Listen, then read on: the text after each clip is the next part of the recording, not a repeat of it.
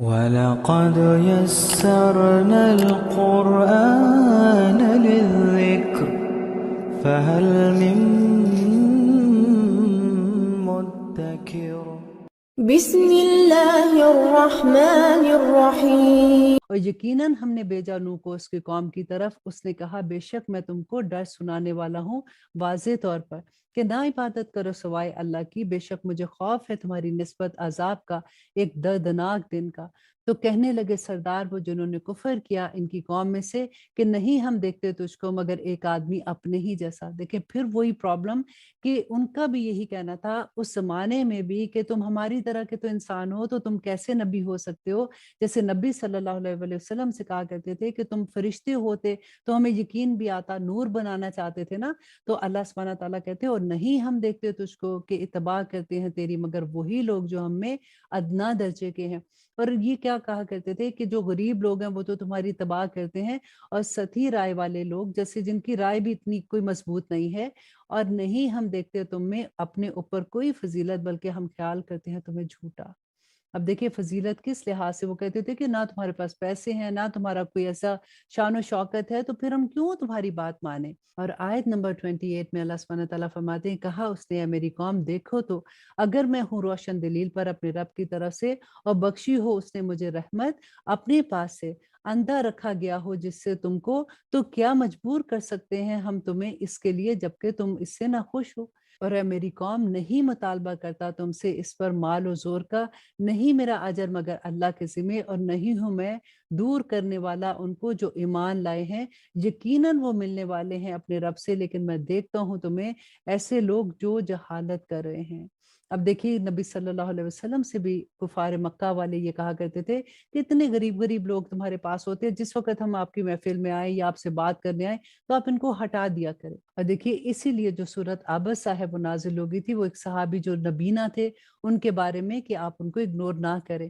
آیت نمبر 30 میں اللہ سبحانہ تعالیٰ فرماتے ہیں اور اے میری قوم کون مدد کر سکتا ہے میری اللہ کی گرفت سے اگر میں ان کو دور کر دوں، تو کیا نہیں تم غور کرتے۔ اور یہاں پہ دیکھیے کہ حضرت نوح نے بالکل وہی بات کی جو نبی صلی اللہ علیہ وسلم نے کہی تھی کہ نہ میں کہتا ہوں تم سے کہ میرے پاس ہیں خزانے اللہ کے، اور نہ میں جانتا ہوں غائب، اور نہ میں کہتا ہوں کہ میں فرشتہ ہوں، اور نہ میں کہتا ہوں ان لوگوں کی نسبت جن کو حقارت سے دیکھتی ہیں تمہاری آنکھیں کہ ہرگز نہیں دے گا انہیں اللہ بھلائی، اللہ بہتر جانتا ہے اس کو جو ان کے دلوں میں ہے، اگر ایسا کہوں یقیناً میں تب تو ہو جاؤں گا ظالموں میں سے۔ اور آیت نمبر 32 انہوں نے کہا اے نوح یقیناً تو نے ہم سے جھگڑا کیا، پھر بہت ہی جھگڑا کیا ہم سے، تو لے آ ہم پر وہ جس کا تو وعدہ کرتا ہے اگر تو ہے سچوں میں۔ اب دیکھیے پھر وہی بات نا جیسے وہ نبی صلی اللہ علیہ وسلم سے کہتے تھے کہ آپ لے آؤ پھر وہ عذاب جو آپ کہتے ہو، اور اللہ سبحانہ تعالیٰ فرماتے ہیں اس نے کہا صرف لائے گا تم پر اسے اللہ اگر چاہے گا، اور نہیں تم اسے عاجز کرنے والے،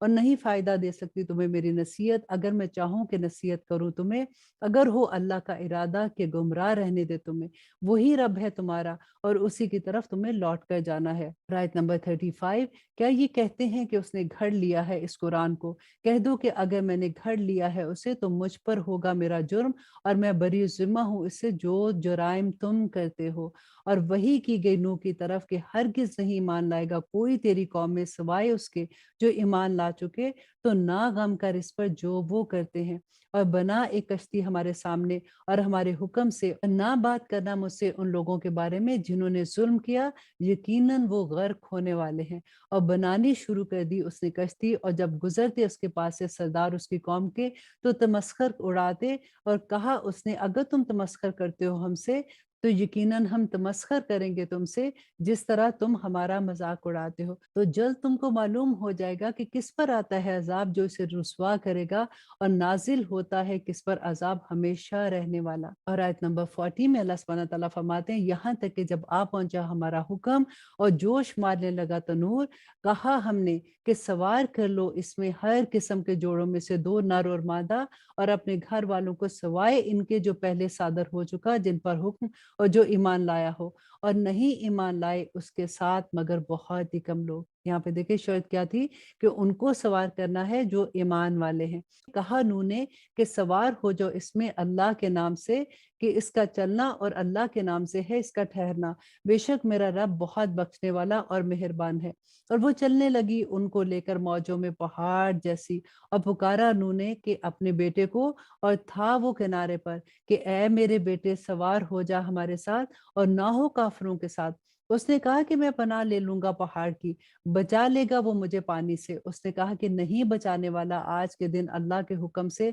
मगर वही जिस पर अल्लाह रहम कर दे। और हायल हो गई इन दोनों के दरमियान एक मौज, तो हो गया वो गर्क होने वालों में। और हुक्म दिया गया ए जमीन निगल जा अपना पानी, और ए आसमान थम जा, और खुश्क हो गया पानी, और चुका दिया गया फैसला, और जा ठहरी कश्ती जूदी पहाड़ पर, और कह दिया गया कि लानत है उन लोगों पर जो जुल्म करते हैं। आयत नंबर 45 में, और पुकारा नूह ने अपने रब को, फिर कहा मेरे रब बेशक मेरा बेटा मेरे घर वालों में से है, और बेशक तेरा वादा सच्चा है, और तू बेहतरीन हाकिम है सब हाकिमों में से। अब देखिए क्योंकि नूह अलैहिस्सलाम को अल्लाह सुब्हानहू तआला ने कहा था ना कि अपने घर वालों को कश्ती में बैठा लेना, लेकिन वो ये भूल गए कि उन्होंने अल्लाह सुब्हानहू तआला ने मोमिनों की भी शर्त लगाई थी। तो अब देखिए कि अल्लाह सुब्हानहू तआला उनको क्या कहते हैं। फरमाया अल्लाह ने, ए नूह यकीनन वो नहीं है तेरे घर वालों में से, यकीनन उसके अमल नेक नहीं है, तो ना सवाल कर मुझसे उसके बारे में, नहीं तुझको जिसका इल्म, यकीनन मैं तुझको नसीहत करता हूँ कि ना हो जा तू जाहिलों में से। अल्लाह अकबर।